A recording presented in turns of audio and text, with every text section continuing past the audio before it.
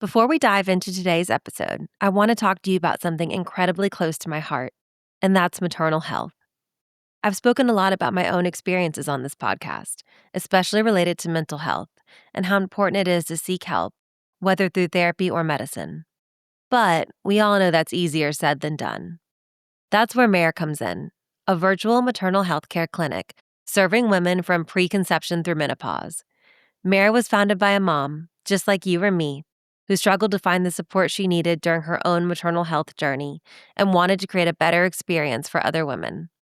Mere brings together therapists, women's health providers, and pelvic floor specialists who understand the unique challenges women face throughout motherhood. Mere believes women deserve care that looks at the whole picture, not just one symptom or one appointment at a time.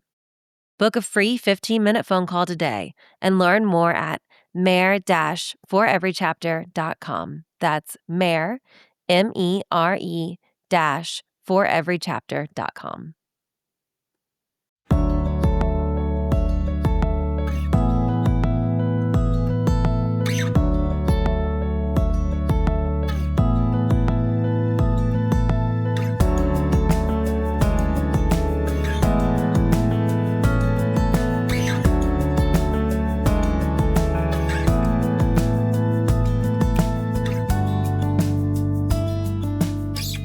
Hello and welcome to the Arrivals Podcast. I'm your host, Merelise Wilson, and today I am so excited to welcome Ellie to the podcast. Ellie is an amazing mama who had a vaginal breech delivery, and I'm just so excited for you guys to hear her story and for her to share it with you. So welcome, Ellie. Hi. I'm glad to be here. Hello. Our mutual friend, Rachel Stockwell, connected us, the chiropractor who's been on my Yes. podcast before. And I remember when I first told her I was going to do this podcast, she was like, do you have anyone on who's had a breech vaginal delivery? And I was like, no, they're really hard to find. And she was like, okay, I've got someone for you. Yeah. And she introduced us via email. And I was so excited when you said you were open to coming on and talking about it. Yeah. Well, I remember when I found out my daughter was breech, like at the very end when it mattered, I had wished so bad I knew somebody or could be in contact with somebody who had a breech vaginal delivery. And I didn't. Mm-hmm. And really the only thing I could do was find breech delivery videos, usually like in Europe, Yeah. which was not always comforting to watch. Yeah. So I had wished I had had this when I was pregnant. So that's why I really wanted to do it. Oh, Here. well, I appreciate that Yeah. so much. I know that you will help someone out there. I guess maybe before we even get to the breach of it all, tell us a little bit about what your plans were for delivery before you found out your daughter was breached. So I would say I'm like definitely the super crunchy type and wanted to have the most natural, unmedicated birth that I could have. Like, I just didn't want interference. I didn't want one small thing turning into a huge big thing for an unnecessary reason. So ideally I would have done a home birth if I could have, but the goal was eventually to transfer to the birth center. I just felt like, I don't know, having a home birth might be like more work than having to set it all up myself and clean up the mess. So I was like, let's just do the birth center. That sounds good. So that was the original birth plan. Although I did start at just like my regular OBGYN's office, just like for convenience. They were like right up the street. I loved the people who I was with there. So that's what I originally had intended to do, was birth center. And I know you said you were kind of crunchy, but was there anything in particular that like spoke to you or anything you had read about wanting to have like a low intervention birth, or was it just like a gut feeling? I think I was surrounded by a lot of home birth advocates. My pelvic floor PT had done 2 home births. Dr. Rachel has home births. And so like I knew a lot of people. And then on top of that, like just incidentally, not that it's everybody's experience, but so many, in fact, almost every person that I had talked to who had had a hospital delivery shared their horror story with it. And I'm just like, okay, there's like a clear line in the sand between the people who are having home births or at the birth center and having these amazing experiences or at least just more like relaxed experiences, not necessarily like the greatest thing of their life, Right. but not they didn't leave More positive. traumatized. Yeah. And so, yeah, whereas the hospital ones, it's like, oh my gosh, can you spare me the details of that? So I think that was like the biggest influence of why. Yeah, that makes sense. That makes sense.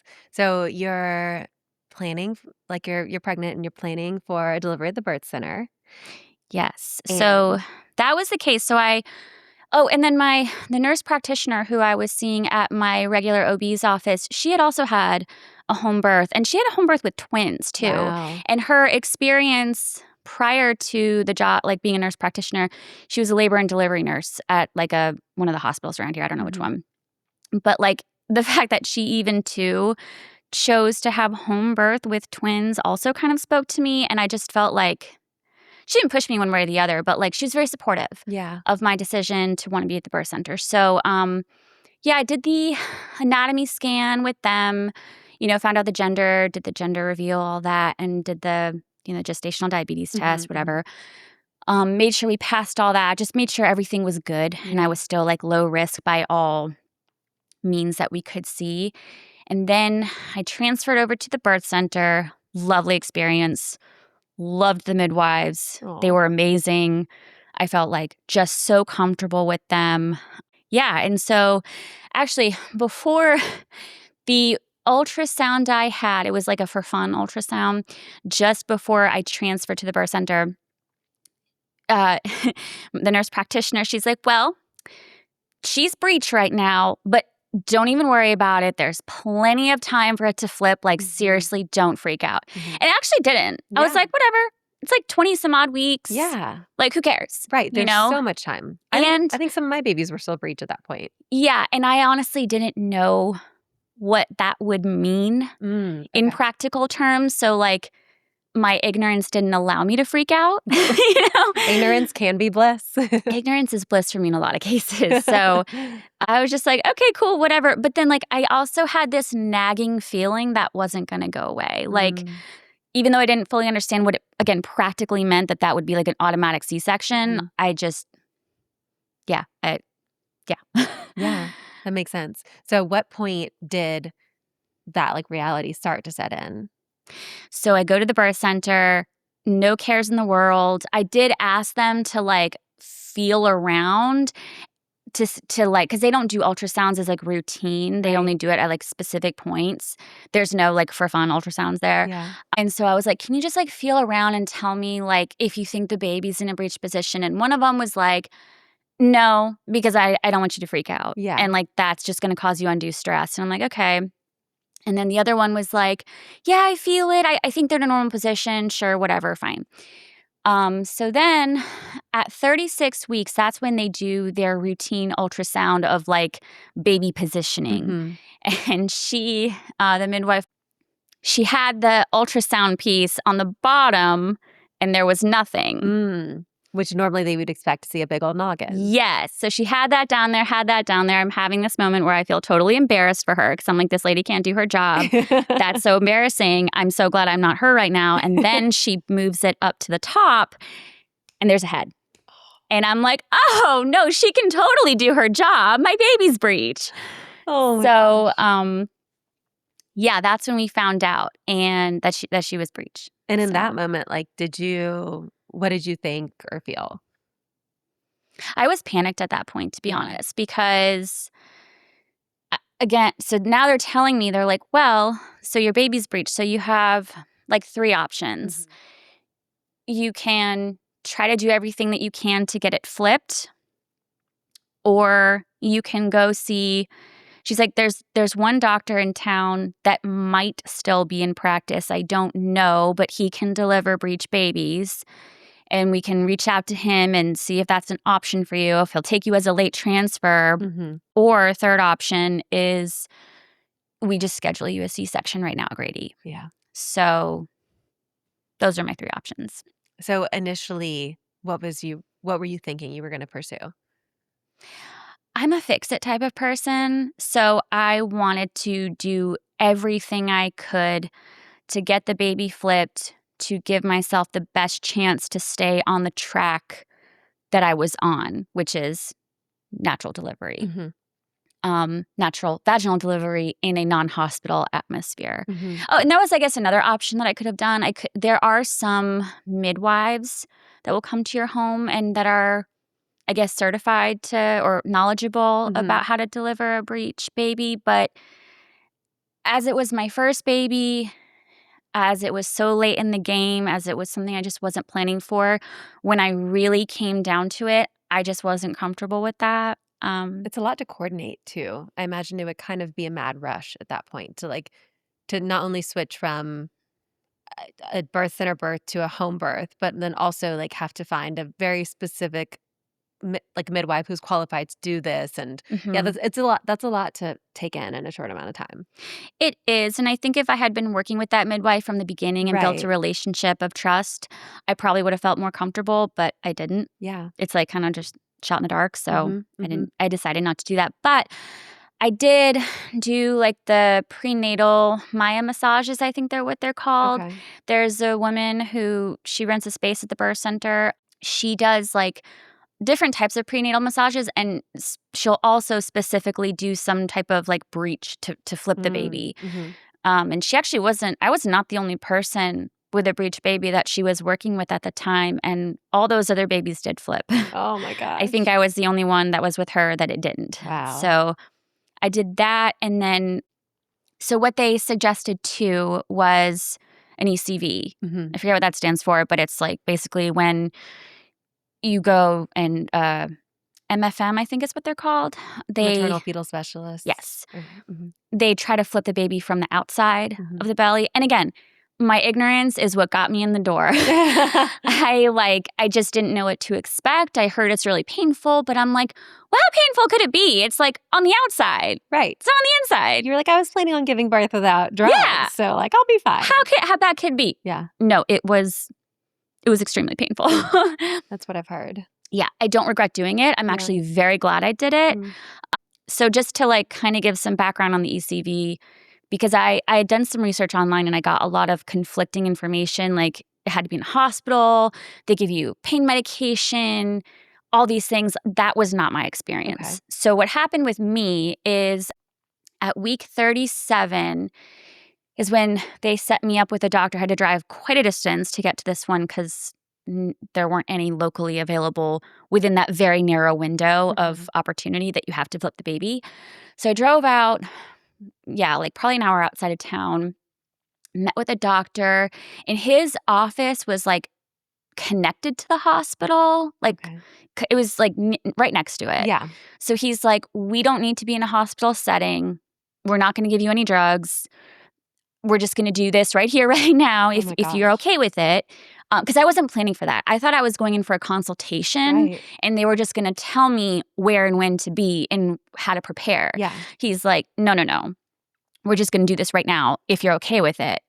So, yeah, I was in the office with them, and I was like, you know what? I'm just going to do it. Let's just go for it. Was your husband there, or was it? He was. And I remember when the doctor said, because I had been like very indecisive throughout this whole process. I'm just kind of an indecisive person. And when the doctor was like, no, it's right now. This is not a consultation. Yeah. This is your ECV. My husband had this moment where he's like, oh no, she's not going to do it today. We're going to have to come back. Anyways, I was like, yeah, sure, let's do it. Why not? Let's go. So I don't know, had a moment of positivity in my mind. Yeah. So, he was like, you're going to just lay back there. We're going to hook up an ultrasound machine.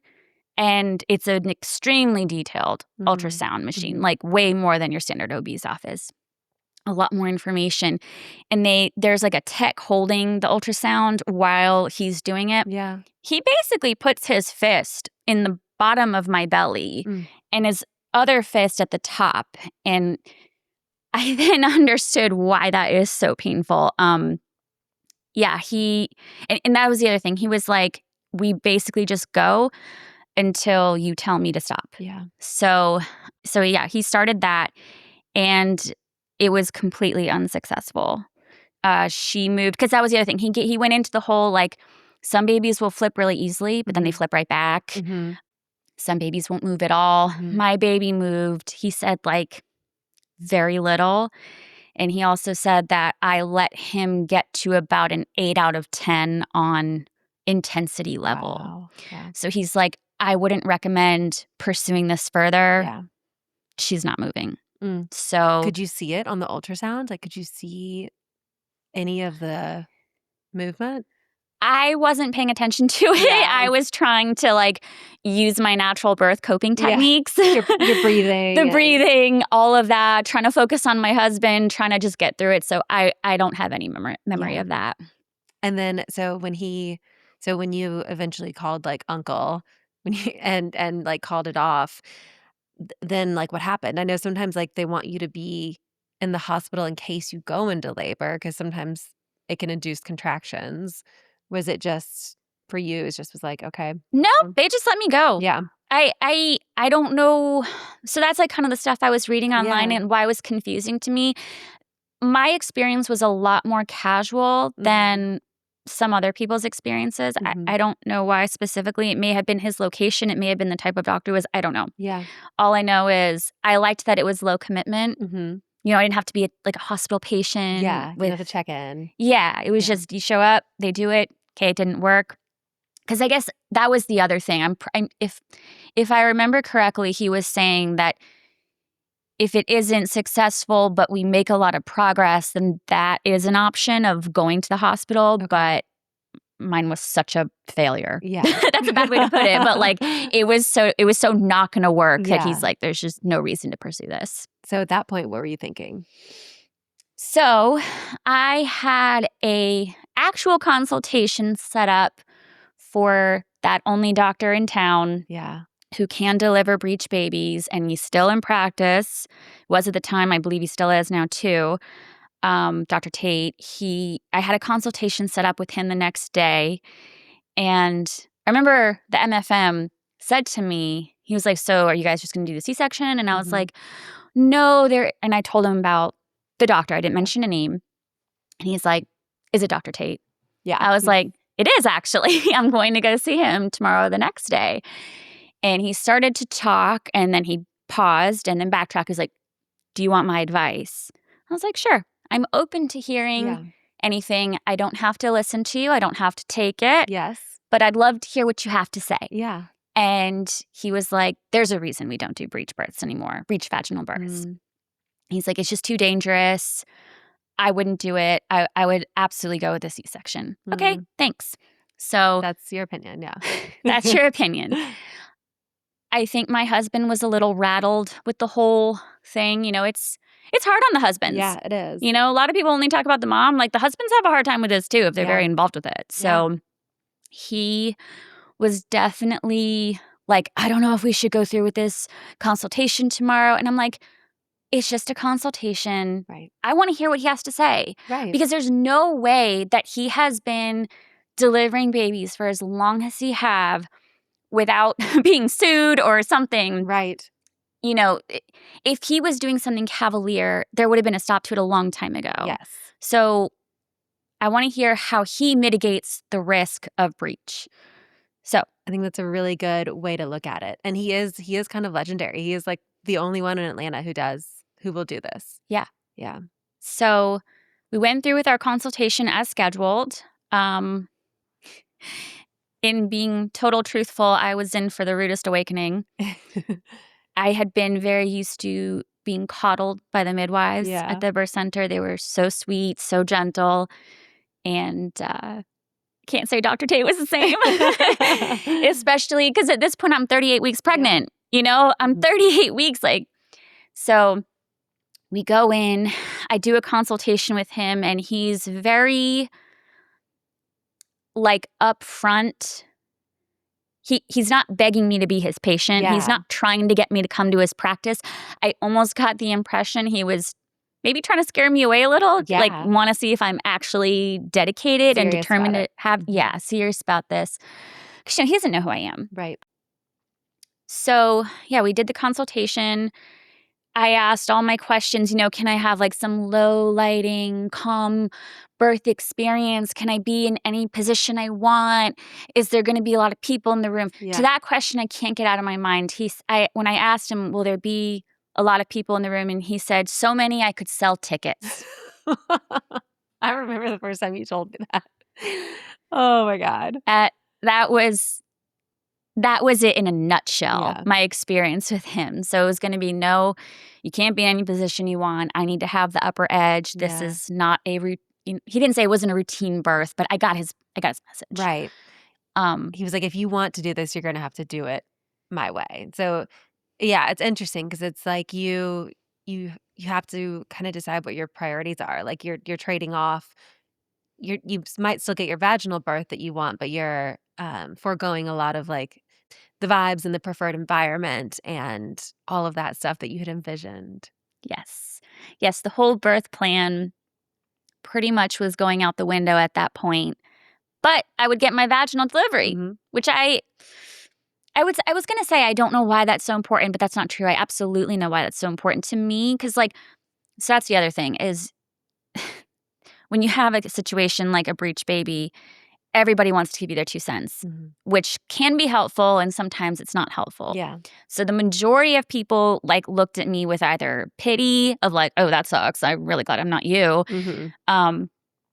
Or like they looked at me kind of like, "What's the big deal? Just get the C-section." Yeah. Like why is this even a conversation? Right.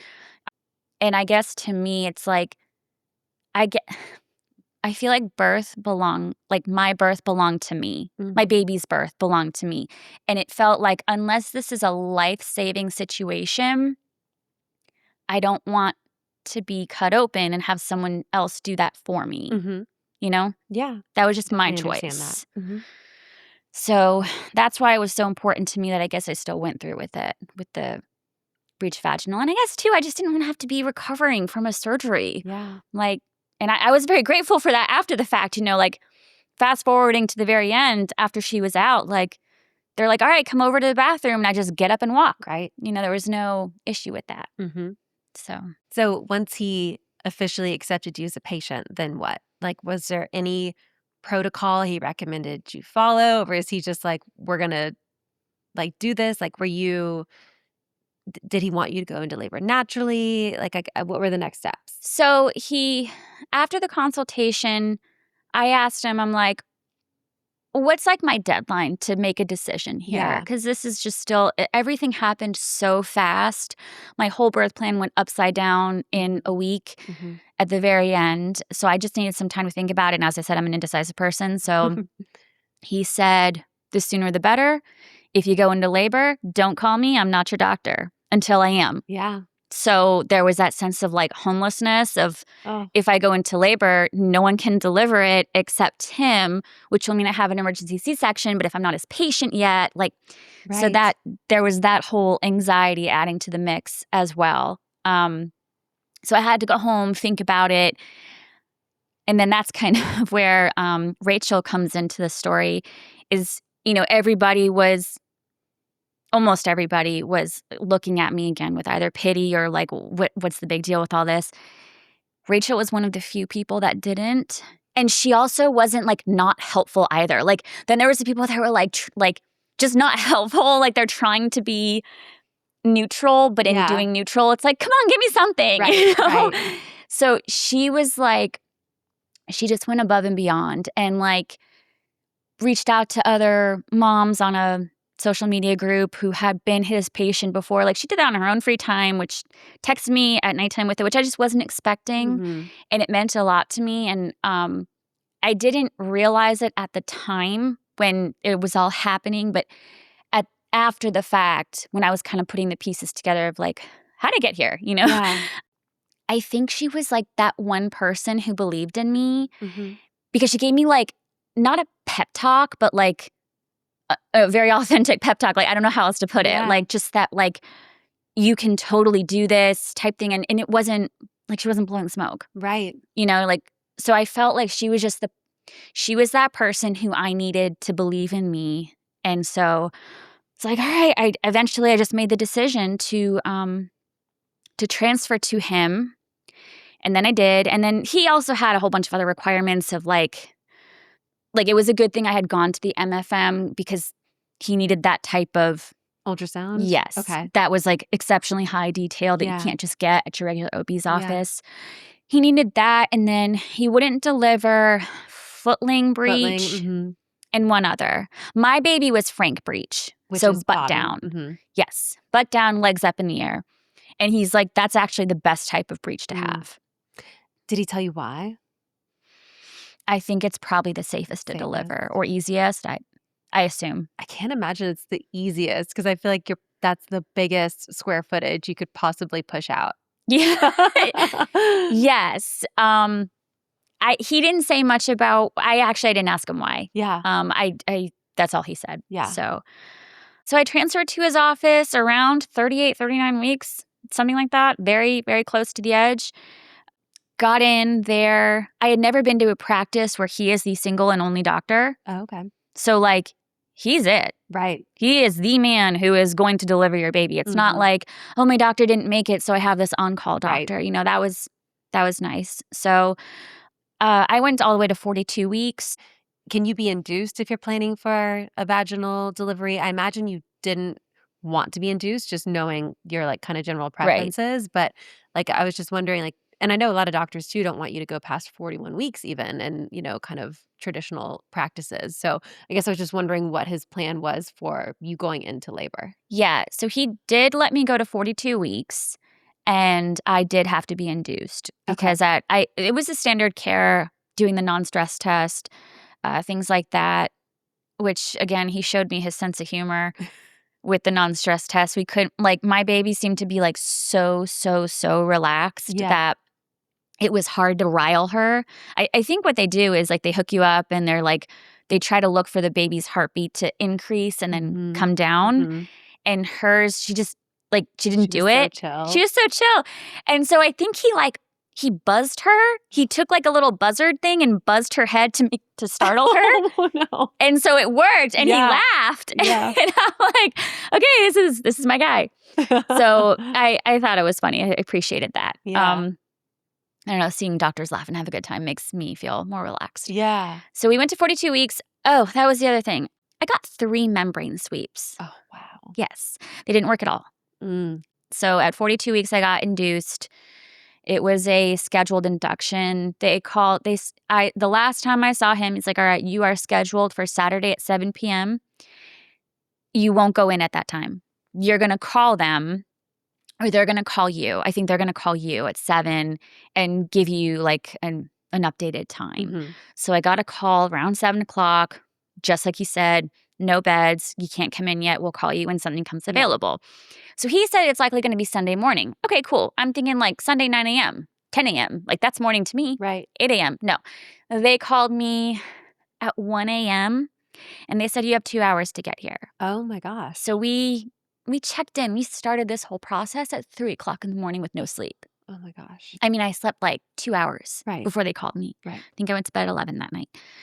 And my husband went to bed like at 12:30 or something later.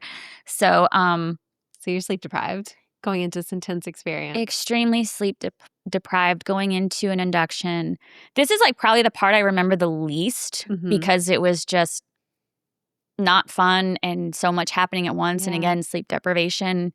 You kind of remember all the stuff at the end when the baby is born. Yeah. What was the induction plan? Was it Cervidil? Like, were you dilated or like ripe at all? Like not really. Okay. Like a centimeter. Okay. Or something like that. Like enough to do a membrane sweep. The first time he wanted to do one, he's like, I can't. You're not dilated enough at all. And then I got a total of 3. Oh my gosh. I will not be doing that again. Like on my next baby, they didn't work for me personally. I know other neighbors in my neighborhood where it did work. They got one. It wasn't that bad, and then they went into labor like the next day or like that afternoon. That's happened to me. That's how they've worked for me. But really? Yes. I'm sorry. It's great. No, if it works for you, that's a great way to avoid induction. But they were purely painful for me and completely unsuccessful. So, yeah, they gave me the Cytotec. Oh, Cytotec? That was Cytotec with the balloon catheter. Okay, like a cervical ripener. Yes, both at the same time. Yeah. And she asked me if I wanted pain medication because it wasn't Dr. Tate who put that on me, was somebody else at the hospital, like one of the resident doctors. And she's like, do you want pain medication for this? I'm like, no. we'll just try it. And, if Yeah. it's too painful, I'll tell you to stop. And so at the end, she's like, wow, you handled that really well. And I'm like, have you ever had like a membrane sweep Oh, before? Because yeah. those are so much worse. That Good was preparation. nothing compared to Oh. that. Oh, and that reminds me, I forgot, what was the plan for an epidural or no epidural? So that was one thing Dr. Tate said. He's like, he didn't care which I did, but he's like, you just need to know what's going to happen. The hospital I was delivering at had a requirement that for him to deliver any breech babies, it had to be in the OR. Right. In case there was an emergency. Mm-hmm. So that meant that if I did not have an epidural and we're delivering the OR and there is an emergency, my husband and doula get kicked out. I go under general anesthesia and no one is there to meet the baby. Right. So to me, that was like a deal breaker. Yeah. I'm like, I can't deal with like the thought of being completely unconscious while this is happening and my husband's not there for like the baby. Right. So that was just a deal breaker for me. So he's like, but if you have an epidural, then your husband can stay. The doula will have to leave, but your husband can stay and like you don't have to go under. Yeah. So yeah, that was the protocol for the epidural. So I walked in and they're like asking me what my birth plan is, if I want an epidural, and I was like, let's just see how it goes. Yeah. I'll wait until the end for that, or I'll wait to see how far I can get until I might need pain relief. It's good that he gave you that heads up, though. That this is like just so you could wrap your head around potentially getting an epidural, since again, that was not part of your birth plan. Yeah. I also appreciated too, on kind of a side note, and this is something I like kind of now know to look forward for future deliveries. He said, like, when I was talking to him, he's like, I will never give you an episiotomy without your consent. So I was like, okay, like there was that too. The other like fun fact I'll throw out there is like, that consultation was so jarring and it was so like almost upsetting to me and I didn't feel like how, like, I don't know, it just didn't make sense. Like the way he acted in the consultation, it was just hard for me to wrap my mind around that he's delivering all these babies and he's known as like the doctor midwife. Right. But I saw in his office, he had a PBS documentary. It was like, watch Dr. Tate's PBS documentary. I'm like, okay. And watching that documentary is what made me go with him. Because I felt like I was seeing the more authentic Dr. Tate on the documentary. Yeah. Because it was like, I think it was a religious documentary. Yeah. It had something to do with like higher purpose and of like why you want to deliver babies and everything like that. So that was why I decided to go with him. I remember you told me that when we first spoke, and that he said he feels like it's a calling for him, which is so beautiful. And I imagine that would be very reassuring, especially given that his bedside demeanor is, is a little different. Yeah, different, exactly. So I'm at the hospital. I got the balloon catheter, got the Cytotec. It worked really fast, like too fast in my opinion. And again, it's you don't know what you don't know. So I had always been told like work with your contractions, take your break in between. What I didn't know is that contractions, especially if they're like artificially induced, like how mine were being, can be erratic all over the place and not have a break. Yeah. And that's exactly that's how mine was. I mean, it was like there was no break in the very beginning, and they went from 0 to 100 really fast. Maybe not 100. It wasn't like being 8 centimeters dilated, but like just if going from nothing to a lot in very little time. So that I didn't have working against me. I did take, it's like I forget what the name of it was called. They offered me one of two things, like an oral painkiller. It was like, I believe it was fentanyl or its cousin, and I can't remember the name of the cousin. They said it lasted longer. Okay. So it was like, you'll get about 3 hours out of this as opposed to fentanyl. Yeah. So I was like, at that point, I'm like, I'll take it. Excuse me, nurse. I know. So was your doula there at that point? No, she was not. Okay. We didn't call her in until the very end. Okay. And there's kind of a story behind that too. Yeah, we didn't call her in until the very end. Do you wish you'd called her in sooner or? So I'll be honest. I did not need a doula. Okay. I found I just do well with less Yeah. people, with less attention, with less distractions. The only person I needed in that room was my husband. Yeah. And he was amazing. He's the only one I wanted to be with. When he said he was going to call a doula, I was like, do you have to? Yeah. But really the doula was for him. Yeah. We didn't know that at the time. Mhm. It was, again, hindsight, putting it back. I was like, I really could have done without her. He's like, I needed her. Yeah.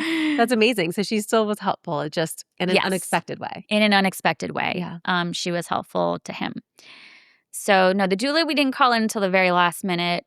She basically told us ahead of time that she had some back pain, back problems, and she wasn't going to be able to be on her feet the entire time. So she would have to have help. Yeah. And we didn't want to burn her out in the beginning.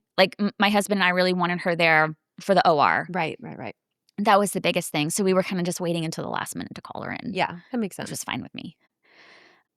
So yeah, I took the pain medication, had some trippy dreams with that. Yeah. So you did get a little bit of sleep. Yeah. If you could call it that. Right. It was very vivid, intense dreams.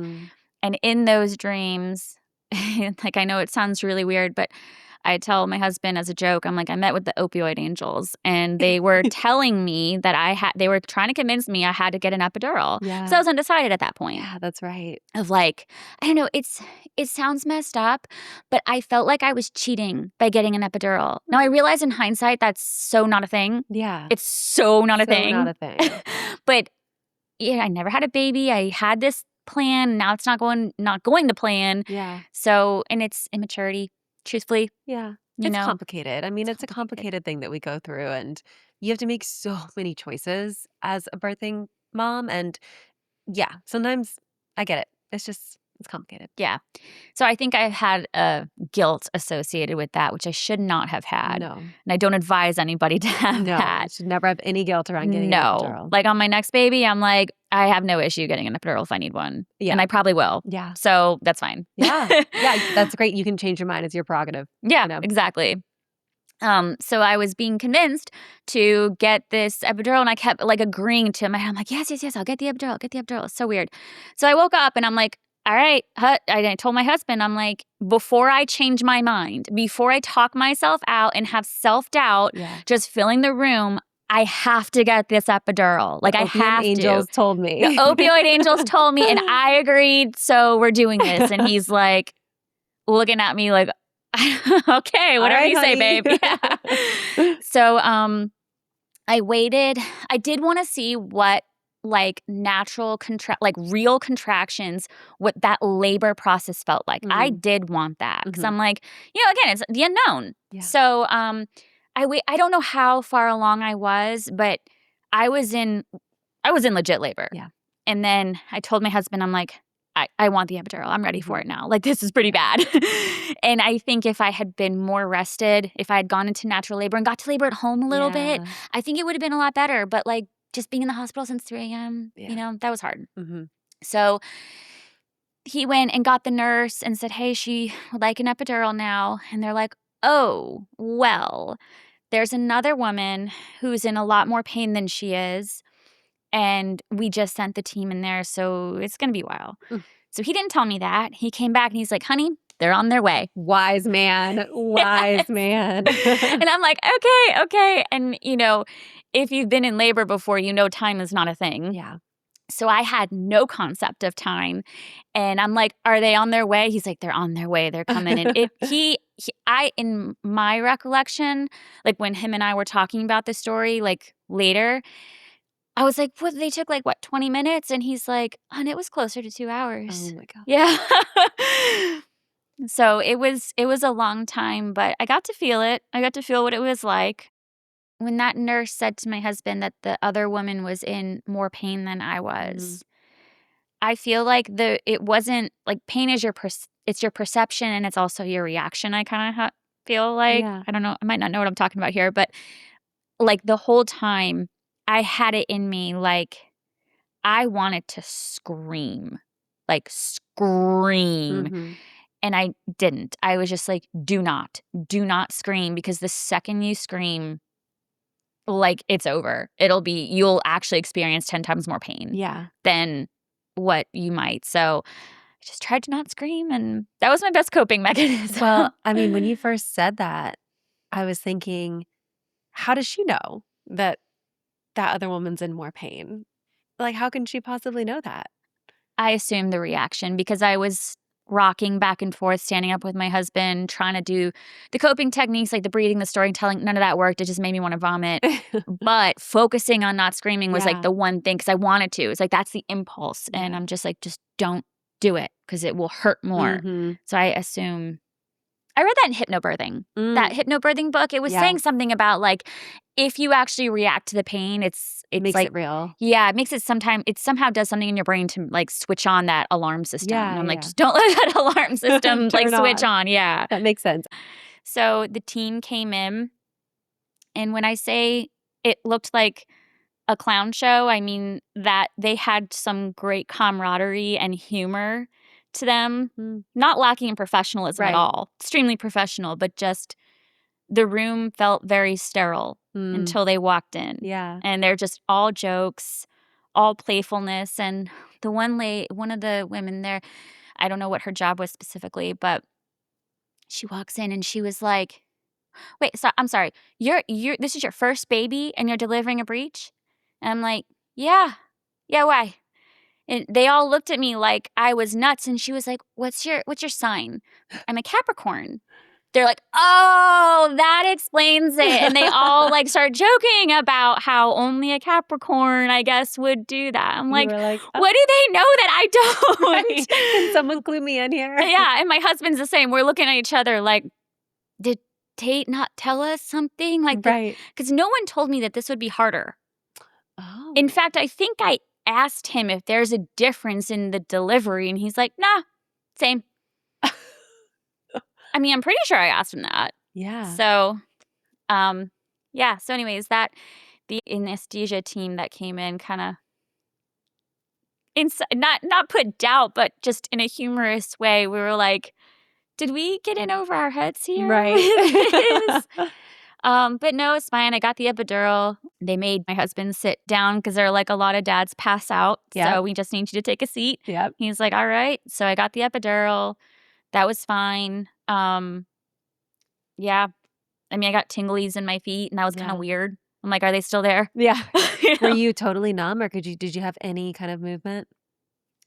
I have nothing to compare it to. I have heard women say that they felt nothing. Yeah. I mean, I could feel the pins and needles in my feet and my legs. Could you feel the contractions of the waves at all, or was it? No. Yeah, that was gone. Okay. But it's not that I was fully able to push. Yeah. So like I've heard some women say they get so much epidural that they can't push or they can't feel to push. Right. I didn't have that issue. Yeah. I could push, no problem. Because I remember when we first spoke, I remember asking you, or I remember wondering out loud if it was recommended to not have an epidural with a breech baby so that you could connect better with your body. Because I had assumed it's harder to push a breech baby out, and they might need to like move you in different positions and like all this stuff. And so then I remember being surprised when you said like, actually, he recommended I get an epidural, or not recommended, but you know, he did say there were advantages to getting an epidural for this reason. So yeah, it's just interesting.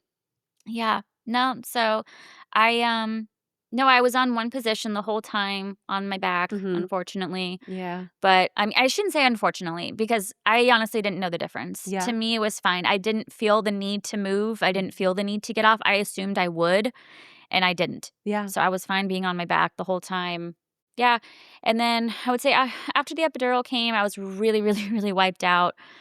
That's when the doula came shortly after then. That's when they started. Yeah. So I think they pushed or told me to push around that time. So at what point did you go into the OR? When you got the epidural or after?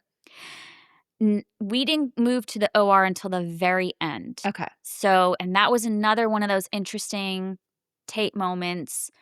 I just felt like so many things surrounding this doctor was just so much like humor. Yeah. But like in a weird, non-direct way. Yeah. I don't know how to describe it. Like, so I'm pushing and I'm pushing and I'm pushing, and that's all in labor and delivery.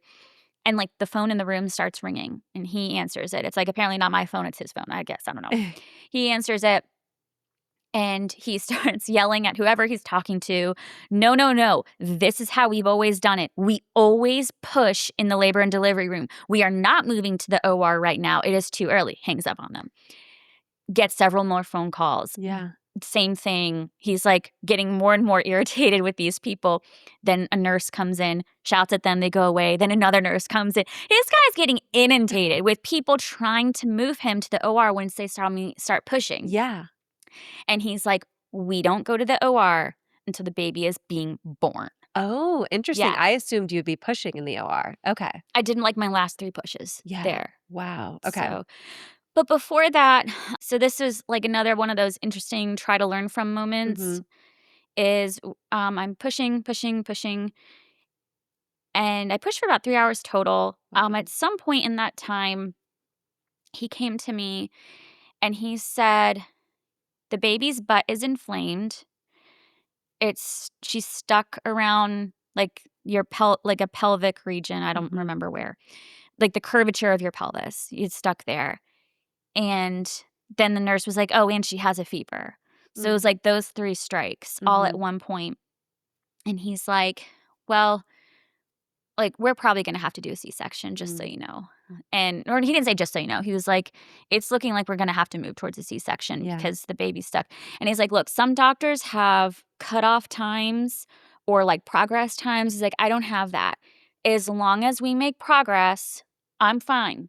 So you can keep laboring as long as you want, as long as we're making progress. Right. But right now you're not. So I'll give you some more time and we'll check back in." So he goes away, and, like, I've had a hard time, like, describing even in my own head what this moment was for me. Because I automatically would say, like, I just completely resigned at this point. But it wasn't resignation. I think it was, like, true and total surrender that I have no control over this. I didn't resign, and, like, I kept trying. I kept pushing to the maximum ability, like, every single push. I pushed harder and harder and harder, and I kept talking to my baby. I'm like, "Look, if you just really wanna be cut out of me, we'll do it. Yeah. I don't think it's the best way. I think the best way is for you to just slide down the chute. Yeah. That's how God intended it. I just think that's the best way. But look, if that's what you need." And so I'm, like, just talking to it. And I guess at that moment too, I say total surrender because, like, I did everything, everything to get this baby to flip. I did the spinning babies, the moxibustion, chiropractic care. The only single thing I didn't do was acupuncture. Right. You did the ECV? I did the ECV, I did pelvic floor physical therapy, I did the massages. Like, it consumed my brain for the past several weeks of how do I get this baby to flip and how do I maintain my birth plan to the best of my ability. And at that moment, after switching from my regular OB to the birth center, then to Dr. Tate, and then going to this MFM, and then now Dr. Tate is like, "We're looking at a C-section." I'm like, okay, it's done. Like, I've literally done everything. Yeah. So it was like a sad moment for me, but not, because shortly after she was born. Yeah.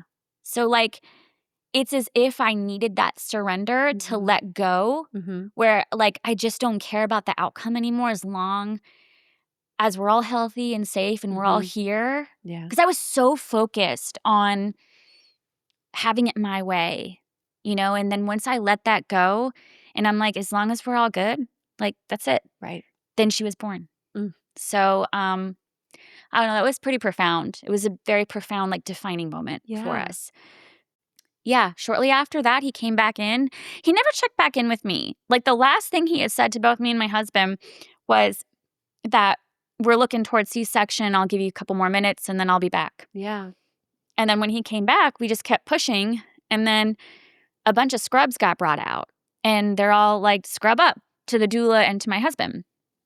And so then they started moving me to the OR. And both me and my husband are like, "I guess we're getting a C-section. Like, this is it. Like, okay." I'm like preparing for, like, all of this. And then we get in and he makes a joke, of course. Oh, I forgot to mention that I did need Pitocin. Okay. I did have to have, not much, just a little push to knock me over, not like throw me over the edge. Yeah. And that was fine. So, when you're on the like crunchy spectrum of wanting this all natural birth, these things, Pitocin, induction, balloon catheter, epidural, they all sound like so scary. Yeah. And you do it and it's fine. Yeah. It's completely fine. Yep. So anyways, I did, So we go in, and another funny tape moment. We're in the OR, and he's like, what the heck? She was totally in labor or having contractions, and she just completely shut down. He's like, we need more Pitocin here. And so just the way he said it of like, I don't know what possibly happened. I don't know. Maybe that we just moved into this bright, like glaringly bright room with 20 people all staring at my vagina. Maybe that has something to do with why I shut down? Definitely not. I'm sure that has nothing to do with it. That's what yes, in all seriousness, that's what I was going to say. Like, how can your body not shut down? It shut down a little. There was a whole bunch of people, and they're all excited. And it's a teaching hospital where I was delivering. So was it Emory? Yeah. Yeah. And I had a great experience. Yeah. Nurses were lovely. Everybody was great. There was, I don't know, I feel like when the staff has a lot of camaraderie and humor amongst themselves, it kind of trickles downstream to you versus if everybody hates each other. No, for sure. Yeah, it's the energy. So it was great energy there. And so we were in the OR. Like I said, I think I only did like 3 pushes there, though it seemed much more dragged out. And they were teaching. So he had a bunch of other physicians in there of like, this is how you do it. And I know there is like different maneuvers, because at one point, we were all, my husband and I, we were truly exhausted at this point. And we've been in this rhythmic countdown and then push. Or I think it was a push and then a countdown for like 10 seconds. I don't remember. But it was just, we kept doing this over and over and over again. Yeah. So then Dr. Tate was like, okay, on your next contraction, do not push. Okay? But I didn't really hear that. Neither did my husband, because we're both in a daze. So my husband is yelling, push, push, push. Being a cheerleader. Yes. And there's a doctor in my ear, and he's whispering, like in my ear, and he's like, do not push. Do not push. So finally I sit up and I shout at everybody like a pregnant lady, like, what am I doing? Am I pushing or am I not? Because I'm hearing mixed messages here.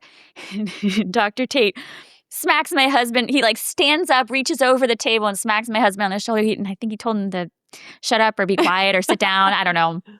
And anyways, my husband was really embarrassed. But yeah, because he was telling me the wrong thing. And I think at that point, like when the baby's coming down, Dr. Tate has to like reach up in the birth canal and like tuck the baby's like chin, put his fingers inside the baby's mouth and tuck her chin down as she comes out. So fortunately, not that I suspected this, but no forceps needed, which is great.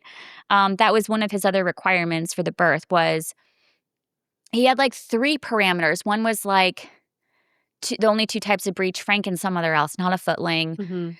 And then I forget what the second one was. But the third one was that I had to be able to push the body out completely unassisted. So no forceps, no help whatsoever, because I guess if you do need help getting like the butt out, then that could be much more problematic for getting the head out later. He's like, if you can get the whole body out, then like, and if we just get stuck at the head, it's not that hard to get it out. We have our ways to do it. We use the forceps, blah, blah, blah. So I didn't need any of that. I got her out all on my own. Oh my gosh. So the bottom comes out and then the feet kind of like slide out? Yes. Okay. That's my understanding. I didn't see. Yeah. I wish they gave me a mirror. I didn't ask. I didn't think of it. Cool. Did you have any pictures or anything? Not of that, no. Yeah. I think we have a picture of her like on the table when they're sucking the fluid out, because she didn't cry when she came out. And I, of course, freak out. Why is my baby not crying? And they're like, oh, they're just sucking the fluid out. So, but yeah, Dad got to cut the cord. And so she was there. You did it. Were you like, I can't believe I did it? So that's, I mean, no, I didn't think I can't believe I did it. I think it was more just like shock of she's finally here. this feels like the longest journey. And we are finally here. But, and this was, again, something I wasn't able to talk about or even think about or admit to myself during the time. It's, again, on reflecting, so much becomes clear when you reflect back on it. Of course. That, like, I was so tired after all that. Like, in my mind, I envisioned, like, the golden hour. I'm so excited for this golden hour. I'm going to hold her in my arms. We're just going to bond. We're going to fall in love with each other immediately. Yeah. No, none of that happened. They handed her to me, and I was like, whoa, what is this? And I'm like, they're so, like, slippery and, like Gumby. You know, they're just alien-y. like, yeah, they're like little aliens. And I was like, okay, this is cool, I guess. And they roll me back, and Dr. Tate's like, all right, I'm going home. Bye. He You're just like, leaves. okay, nice doing business with you. Yep. Have a good night, sir. So they wheel me back to the labor and delivery room, and I just, in truth, again, it's like hard to talk about, but I do feel like it's important for other moms to hear. I didn't want to hold her, actually. Yeah. I wanted to just, I was like to my husband, I'm like, can you take her? Like, I didn't say that out loud, but I was just like, all right, it's your turn, meet her. And then he's like, do you want her back? I'm like, nah, not right now. No. Yeah. So the other thing that part of this equation too that I didn't know about, it was that, and I told you this already, that I had a thyroid problem and an autoimmune problem that I didn't know about. Like, deep down, I knew something was definitely wrong, but I was so afraid of having an overly medicalized or high-risk birth or, like, forced C-section. So I just kept my mouth shut, didn't say anything, which I shouldn't have done, but I did. And so I suffered needlessly with the thyroid. And I think that's why my postpartum was so difficult, especially at the hospital. But even when we got home, it was so hard for me. Yeah. Was because of that. Because my thyroid labs, my thyroid hormones were atrocious. Yeah. So if I had been on medication, if I'd known about this, then it could have been mitigated, but I didn't. So I would say I didn't even bond with my baby for a little while. Yeah. I was definitely committed to breastfeeding her. Even though her latch was like a piranha on my boob, it was so painful, which was its whole own story in and of itself. Yeah. But I needed a lot of help. But I think, like, that commitment to breastfeeding her at any and all costs, no matter how painful, no matter this, no matter how tired I was, no matter how much I didn't want to do it, actually is what helped me in the long run. Yeah. Because I wasn't able to quite bond with her in the beginning, I was able to later. Yeah. And, like, I don't feel like I missed anything. Right. You know, like, I knew of some other moms that didn't bond either for their own medical reasons. And they chose not to breastfeed. And I think it's because they just didn't want to. They weren't feeling up for it. Yeah. And I don't know that helped them. Yeah. Not judging. Just No. saying, you know, for me, hanging through it it paid off big time. Yeah. So I know I didn't bond as much with my first son either when he was born. And I think part of it was because we were separated after he was born. And I think that definitely had an impact on me. And I think regardless of the reason why, it's shocking when you don't, especially if you're like me. And I assume you were this way too, but correct me if I'm wrong. I wanted to be a mom so badly and wanted this baby and was just expecting this immediate obsession. yes. And I was so confused and felt shameful that I didn't feel the way that I expected to feel. Yes. 100%. And it was kind of heartbreaking. I remember just being sad about it and being like, this is disappointing, you know? Yeah. And for me, the obsession came later. Like, I'm full blown obsessed. Like, would eat him, you know, for breakfast, lunch, and dinner if I could. But yeah, it's difficult when you don't have that immediate feeling that you think you're supposed to have. Yes. Yeah. Like, I thought you said it perfectly. Obsession. Yeah. Like, I thought we were supposed to be obsessed with each other and, like, right away. And I'm like, no, not feeling it. It's you know, hard. It is hard. But it came, and that's all that matters. Yes. So, yeah. Just know, if anyone out there, if you don't have that feeling today, could be tomorrow that it kicks in. Yes. You know? Yes, exactly. Yeah. So, yeah, Wow. that It was was it. quite the journey. It is. And now that I'm expecting my second one, Yes. I have, like it's all like a learning process, like, my whole thought process has changed. Yeah. Like, before with my daughter, like, the having the unmedicated birth was, like, the most important to me, or I should say natural, like, Mhm. Low birth. intervention. Yes, low intervention is the best way to put it. That was the single most important thing to me, and now it's not. Now I kinda Mm. don't care as much. I still want low intervention, but, like, it's not the hill I'm gonna die on. Now I'm more like, speaking to the after birth, like, I just want to be more present. Yeah. So, like, if there are aids that can help keep my energy higher, if that means getting an epidural sooner, like, so be it. I don't care, Yeah. you know? Do you if this baby I mean, I almost don't even wanna say, but, like So, I don't think it's gonna be breech. okay. I really don't. I actually maybe I'm just trying to manifest it, but I feel like this is gonna be a normal birth, like, I feel hopefully it no too. induction. And that's even why with the slip up I had earlier with, like, the head up, I'm like, Yeah. "I feel like I am head down now this time." Yeah. Like, I think I will be. I think you are So, too. How many weeks are you now? 15. Oh my gosh. Yeah. That's wild. Yeah, If for some crazy reason this baby was breech, do you think you would do the same thing? I would. Yeah.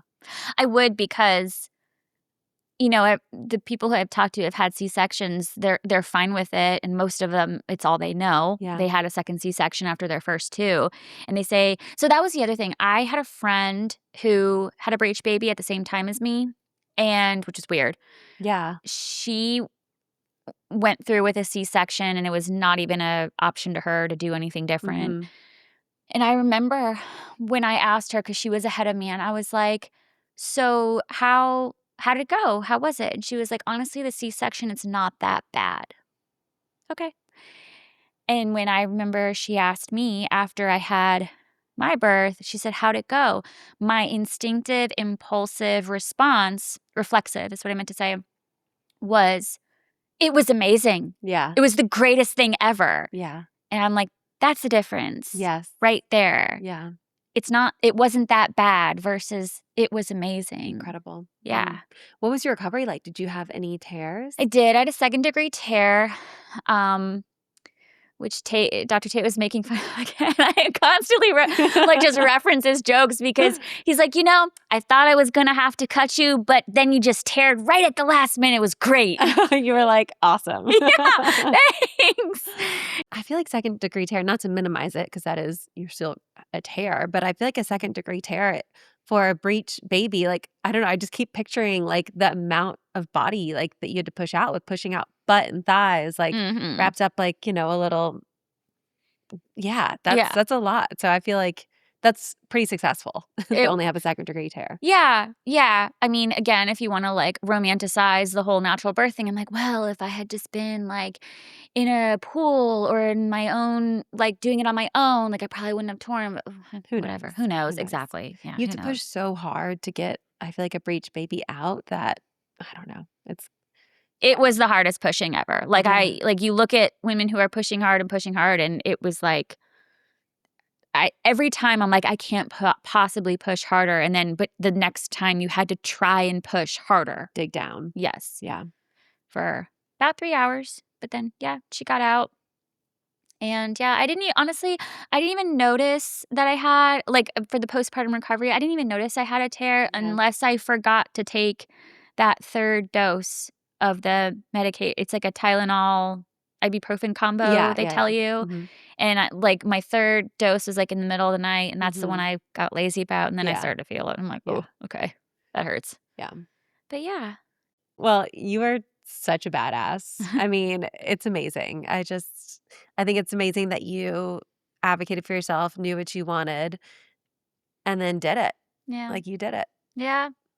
That's Yeah, really now I don't hard. have to worry about VBACs or anything like Yeah. that, Like, the Mhm. OB practice that I'm at right now that I love, they even said, they're like, "We don't do VBACs." Yeah. So I'm like, "Well, don't have to worry about Don't have that." to worry about it. Are Yeah. you going to is the plan right now to give birth in a hospital or do the birth center if everything looks good? I I think my confidence is a little hit right now, to be honest, with the whole natural birth thing. Mhm. I don't mean that in a bad way. I mean, just like, I think I wanna deliver in a hospital. I You think it know takes the pressure off. Yeah. Like, Mhm. there's something to me about being at a birth center and then, like, if something goes wrong or if I have to be induced again or if, like, whatever comes up, they're gonna transfer me to a hospital I don't wanna go to. Mhm. It's Mhm. Grady. So I don't wanna go there. I've been there once. I didn't like it. No, it's not a place you wanna avoid it if you can. Yeah. Yeah. So I don't wanna wind up there for any reason. So I think I just feel safer going in the hospital, and I might attempt to wait on the epidural again and Yeah. just see. How you're feeling. Yeah. Mhm. But I'm not gonna compromise my energy for it. Like, if I'm Yeah. exhausted, just we're going there straight out the gate. I think that's a good way to put it. You're not gonna compromise your energy. Right. Yeah. Yeah. And I think that's, like, the beautiful thing is that you can change your mind, you can change your priorities, and it's okay to, like, learn and evolve from different experiences. I think a lot of people, you know, think like, "Oh, I have to do it this way because that was my plan," Right. or like yeah, I really admire your ability to just be like, "You know what? I feel differently now." Yeah. I Yeah, think I that's do. great. Yeah. Yeah. I especially now because I already have a daughter, I'm like, before I'm looking forward to the golden hour that never came, Yeah. but now I'm looking forward to, like, the moment when my daughter meets my new baby. And you don't know what you're having? Not yet. I'm Yeah. gonna wait. I'm waiting till the anatomy scan. I'm gonna do a gender reveal, have all Oh. that surprise, but Do you have yeah. a sense? I keep calling it a her, Yeah. but because I want a girl, now I'm like, maybe I'll have a boy because I want a girl, Yeah. But Oh, yeah. I can't wait to Yeah, hear I'm what so it excited is. too. I Oh. know. Well, thank you so much for doing this. Before you go, I always ask my guests to describe birth in 3 words. Mm. Hmm. That's tough. I would say sacred is one word. These are in no particular order. Yeah. Sacred. It is beautiful / life-changing. Yeah. Not one word. And I'm not gonna lie, for me, it was hard. Yeah. I would say hard, yeah, Yeah. but There's not in a a good bad way. No. Yeah, hard isn't bad, No, always. hard's not bad. Yeah. I've said before, I don't think there's anything wrong with birth being hard. If it's easy for you, amazing. Yeah. That's incredible. But we're bringing a life into this world. Like, maybe it's okay that it's hard. It's okay that It's a it's really hard. big deal. In fact, like, there's all these jokes about, like, if men could be the ones to have babies too, like, if we could both have babies, like, the man would never do it, and, Right. like, even, like, when the doctor asked my husband, he's like, "Would you go through that?" He's like, "Never, never. Yeah. I would never do that." And Yeah. I'm like, "So it's okay that it's hard. Yes. You're doing something huge and Something really incredible." important. Right. Yeah. Yeah. So I don't see that as a bad thing. I agree. Yeah. I agree. Well, Ellie, thank you so much. Thank you. You've been listening to the Arrivals Podcast. Until next time.